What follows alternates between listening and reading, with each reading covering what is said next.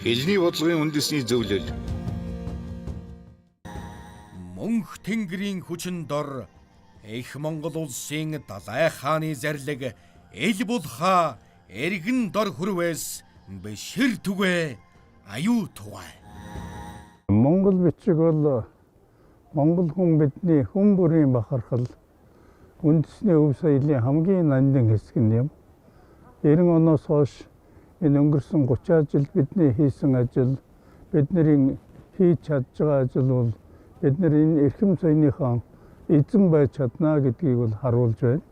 Тэгэхээр эх оноос бол бид нар төрийн зарим албыг бол хос бичгээр бол хөтлөнө гэж байгаа. Тэгэхээр энэ ажил бол бид нар төрийн албаны зарим хэсгийг гэж байгаа ш. Тэгэхээр нийтээрээ бид нар бол монгол бичгээрээ бичнэ гэсэн үг биш.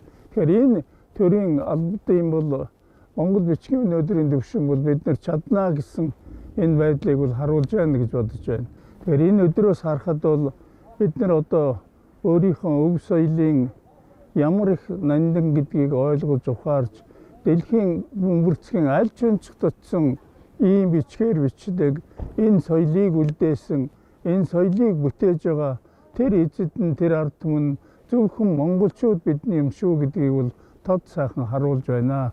Тэгэхээр манай залуучууд бол энэ өнгөрсөн жилүүдийнхаа дуршлагыг өөрөө хийж чадах энэ үр дүнгээ харахад бол цаашаач бид нэр монгол хүн бүр монгол бичгийн эзэн болж чадна гэдэг нь бол тодорхой байгаа учраас энэ зөв рүү бид эрчимтэй алхаж их соёлынхан эзэн болох ёстой.